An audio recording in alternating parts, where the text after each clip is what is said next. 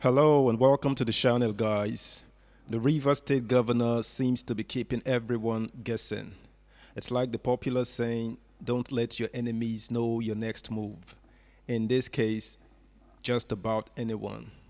Wike has been flirting with the opposition parties for quite some time now, especially since his demands are still being overlooked by his own party, the PDP. He is on the news again, meeting yet another presidential candidate for the second time, I must add. This man certainly has something up his sleeves, I'm sure. Subscribe to the channel, guys. Like, share, and comment as well. Thank you. Again, Peter Obi visits Wike amid PDP crisis. The Labour Party presidential candidate Peter Obi was on Friday hosted by the Rivers State Governor Nyesom Wike. Obi's visit was coming barely 48 hours after the official kick-off of the 2023 election campaigns. The meeting, which is not the first, is coming amid the internal crisis of the People's Democratic Party, which Wike belongs to. The Punch had on June 22, 2022 reported that Obi visited Wike in Port Harcourt. The closed-door meeting lasted for a few hours at the governor's private residence in Port Harcourt. The two politicians were seen shaking hands in front of Governor Wike's residence in pictures online. Wike was spotted in white, while his guest Obi wore a blue senator material.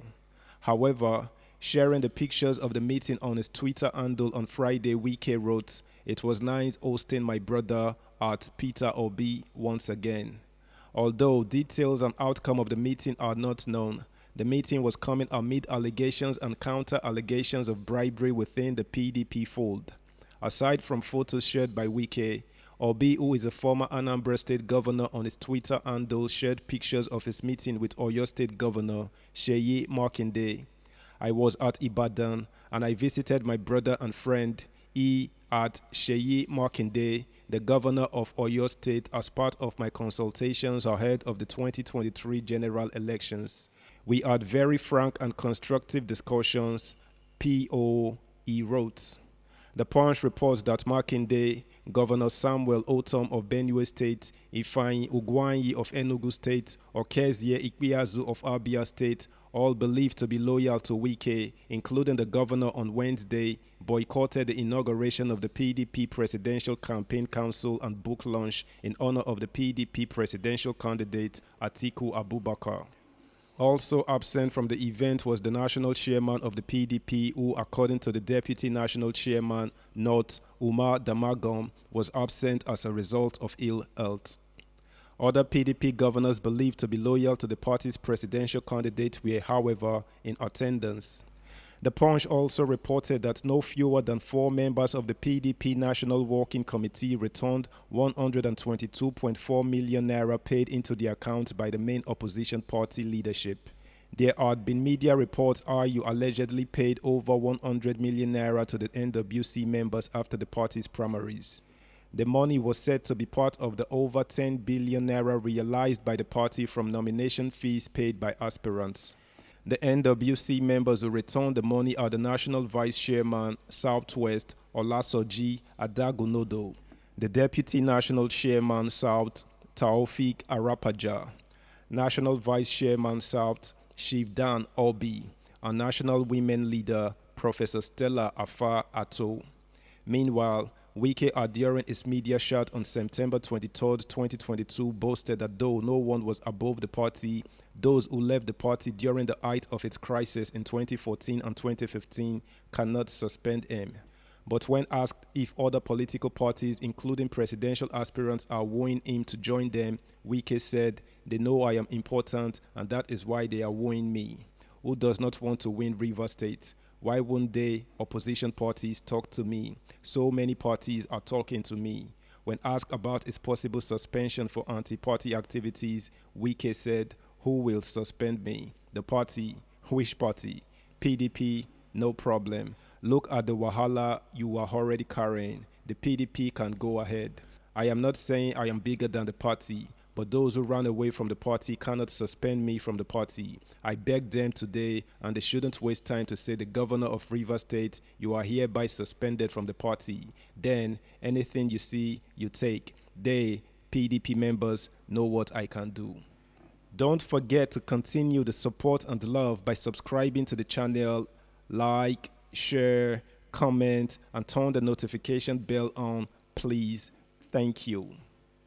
Continuing, he said, what I am saying is that if we misuse this opportunity Nigerians are giving us, we will pay dearly for it. For me, everything must be done to make sure the right is done for us to get the support of Nigeria. But if we continue this way, we are going for a shocker, and that I can tell you. He said the crisis in the main opposition party was more than what was being reported in the media, and for the sake of peace, he won't divulge critical information to the public. I believed justice, fairness, and equity should be allowed for our party to progress. That is when our party can stand as a party that wants to take over the reign of affairs of this country, he said. Meanwhile, human rights lawyer and senior advocate of Nigeria Mike Ozekome has declared that none of the three major presidential candidates in the forthcoming general elections can fix Nigeria's problems. Ozekome said the problems of insecurity, bad economy, poverty, and hopelessness, which he said have overwhelmed the country and can only be solved by restructuring. He explained that a change in the system of government can save Nigeria from doom. The senior lawyer made his assertion while delivering a speech at the 2022 Independence Day anniversary lecture with the theme Nigeria in Search for an Enduring Political Structure, Imperative of Structural Reforms, organized by the Ogun State chapter of the Nigeria Labour Congress held in Abeokuta, the state capital. He said, virtually everything that can possibly go wrong is wrong with our country. Insecurity, collapsed infrastructure, failure of the public school system, an economy in shambles, epitomized by the free fall of the value of the naira and spiraling inflation, and unremitting insurgency, etc. The list is endless.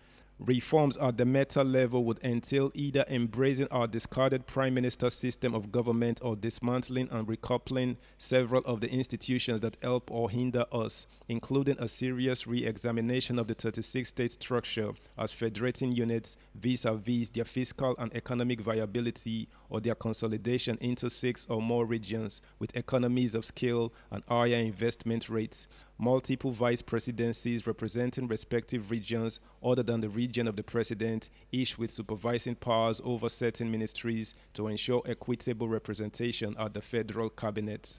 The greatest challenge is how to get some of the elite whose privileges are provided by the existing system to support its dismantling into a system that is potentially beneficial to society, but perhaps disproportionately harmful to their interest in the short term.